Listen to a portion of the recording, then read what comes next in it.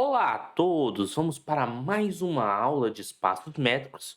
Nós vamos continuar a estudar conjuntos conexos, então conjunto conexo parte 3. E gostaria muito que vocês pudessem curtir e comentar aqui no vídeo para apoiar esse projeto.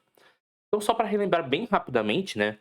O que é um conjunto conexo? É nada mais, nada menos que um conjunto onde você é capaz de escrever ele como, ao você escrever ele como A união B, onde A e B são abertos e juntos, se isso acontecer, ou A é vazio ou B é vazio.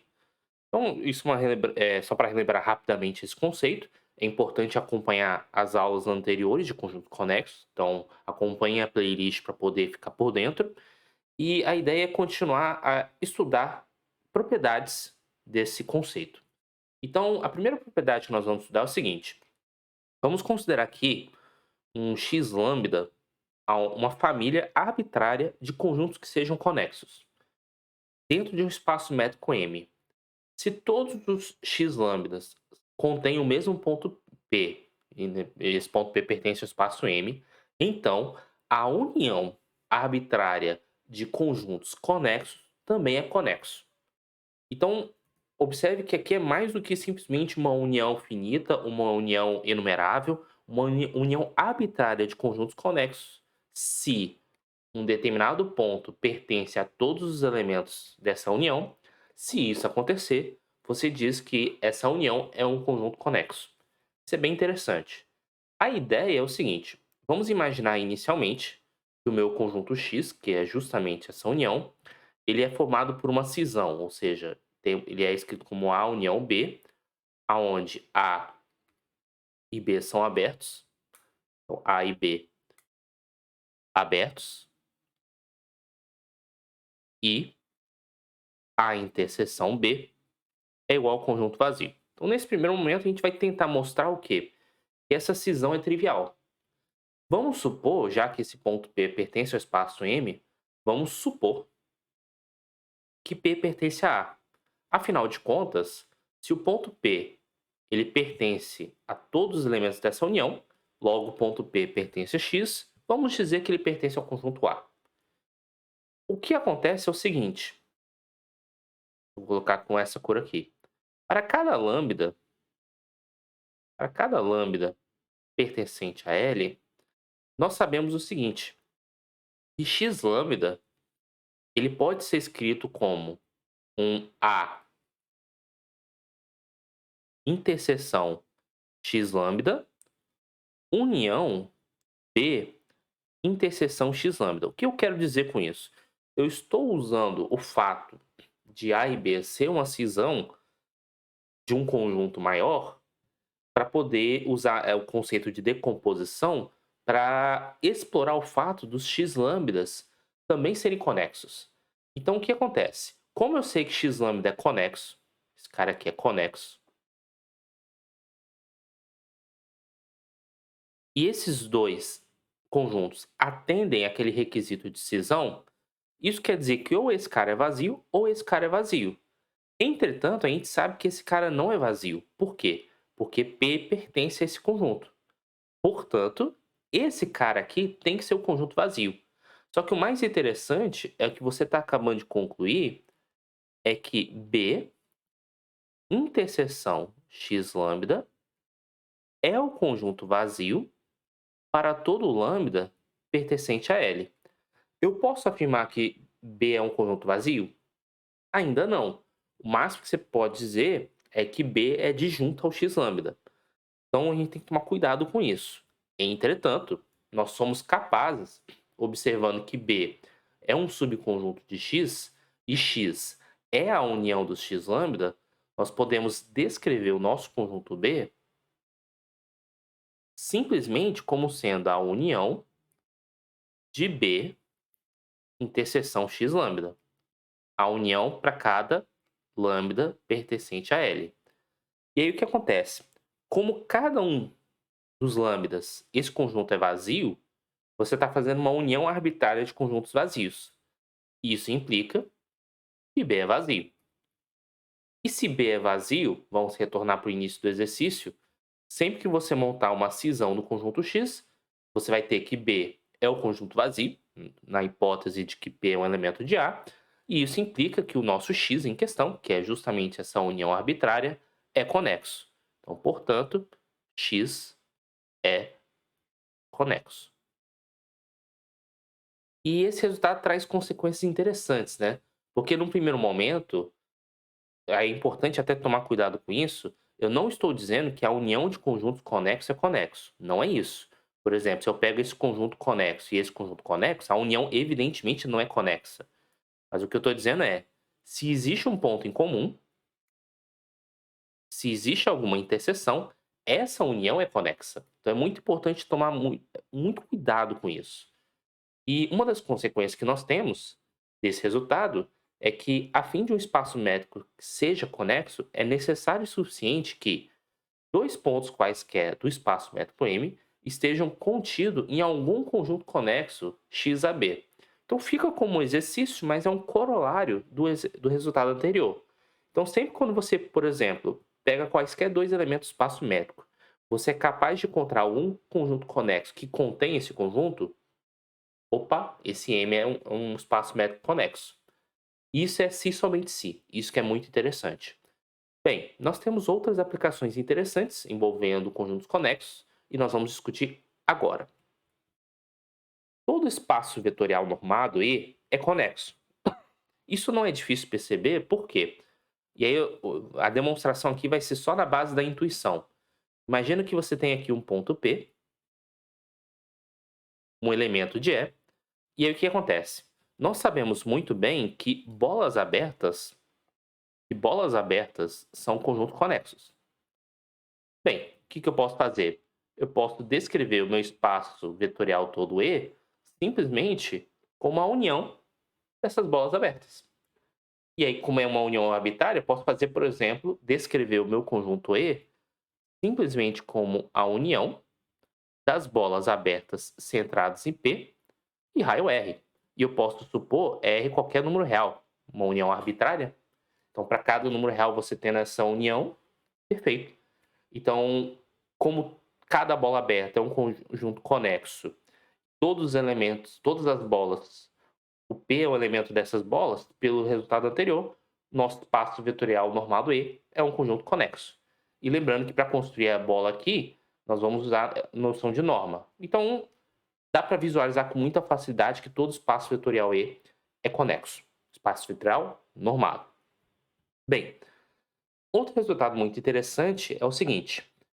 Produto cartesiano de conjunto, por exemplo, você tem um produto cartesiano M, de M1, M2 até Mn, ele é conexo se e somente se cada componente, cada fator aqui é conexo. Bem, a ida, ou seja, supor que todos os...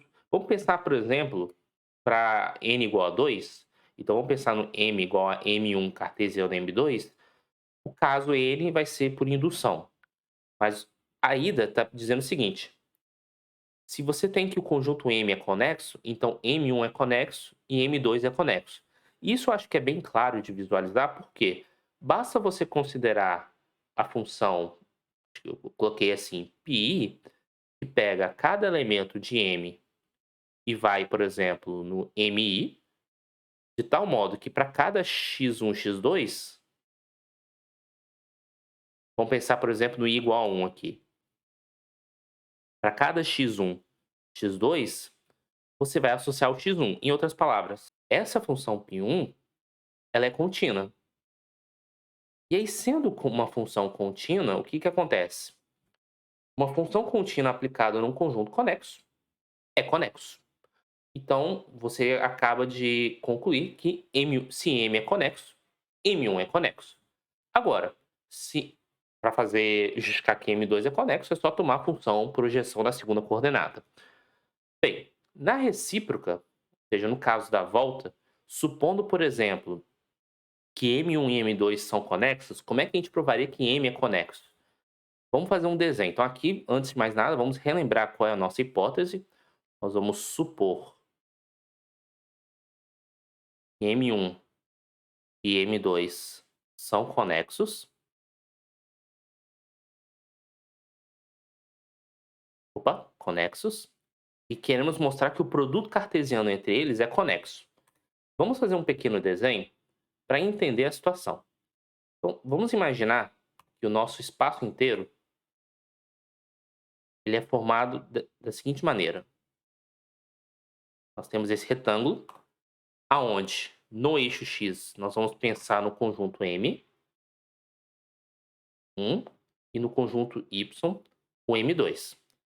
Eu vou fixar um elemento aqui com coordenadas P1 e P2. Esse P1 e P2, ele é fixo. E aí eu vou pensar o seguinte, eu vou considerar um ponto genérico aqui, coordenadas x1 e x2. Então, vamos fixar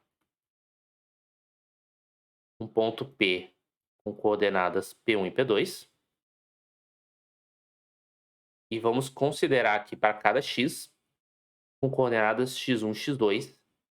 Esse cara aqui, ele pertence a M qualquer. Nesse caso, nós vamos construir, tentando usar os resultados anteriores, conjuntos de tal maneira assim que eu consiga garantir conjuntos conexos e tentar descrever o produto cartesiano como união de conexos, mas uma união de conexos que contém algum ponto fixo. A estratégia de justificar que o conjunto M é conexo é pensar da seguinte maneira. Esse ponto aqui, x, ele é variável, mas eu vou considerar esse espaço aqui. Então, inicialmente, esse espaço a gente consegue denotar da seguinte maneira. Você fixa a coordenada x1 e na segunda coordenada ele vai ser qualquer elemento do espaço M2. Eu também vou considerar um segundo conjunto, seria esse cara aqui. Esse conjunto aqui, ele tem coordenada fixa. A primeira coordenada, na verdade, é variável, né? Então, no caso, é qualquer elemento de M1. E a segunda coordenada está fixa no P2. Vou chamar essa união de AX. Porque para cada X você vai ter uma união dessa. O que acontece? Esse AX está sendo escrito como a união do roxo com rosa. Só que o que acontece? Esse roxo aqui, ele é conexo. Por que eu posso dizer que ele é conexo? Porque o x1 está fixo e o M2 é um conjunto conexo por hipótese. Então, você consegue, através de um homeomorfismo, justificar que, como o M2 é conexo, esse conjunto é conexo. Afinal de contas, esse x1 aqui a gente está fixando para essa análise. Então, para cada x, esse conjunto aqui é conexo. Com o mesmo argumento, esse conjunto também é conexo. Só que esse conjunto tem um ponto de interseção. O ponto x1, p2 é um elemento do AX. Então você tem um elemento que pertence a cada um dos integrantes da união e você tem uma união de dois conexos. Pela proposição anterior que nós já demonstramos anteriormente, nosso AX é conexo e ele é interessante que ele é conexo para cada x. Para cada x pertencente ao seu espaço métrico M. Portanto, como nós sabemos que AX é conexo para cada x pertencente a M, note o seguinte. Pela corolário aqui, para eu verificar que o espaço métrico M ele é conexo, pega quaisquer dois elementos A e B que estão em M, eles devem estar contidos em algum conjunto conexo, XAB contido em M. Bem, vamos pensar um pouco. Vamos pegar aqui dois elementos quaisquer do meu espaço métrico M. Então, por exemplo, esse ponto aqui, este ponto aqui.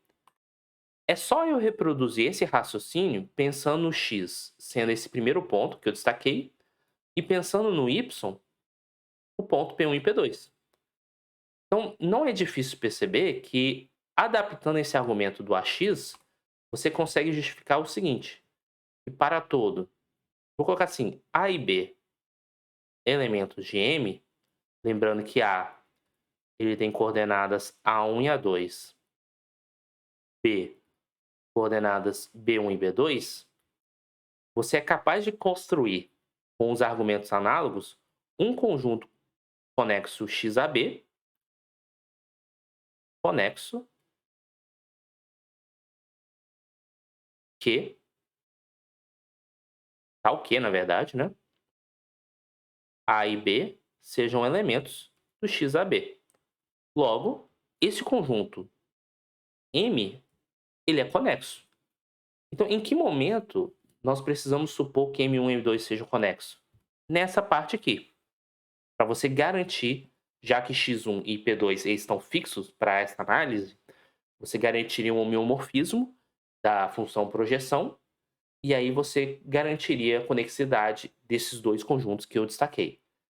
Então, note o poder rico que nós temos dessa proposição, porque agora você pode caracterizar conjuntos conexos tentando descrever ele como produtos cartesianos. Por exemplo, se nós temos aqui um cilindro C, um subconjunto R3 que cumpre essa condição, nós podemos pensar no cilindro C homeomorfa à esfera S1 cartesiano R. Em outras palavras, o S1, lembrando que é justamente esse conjunto aqui, pensando num subconjunto aqui do R2, cartesiano R.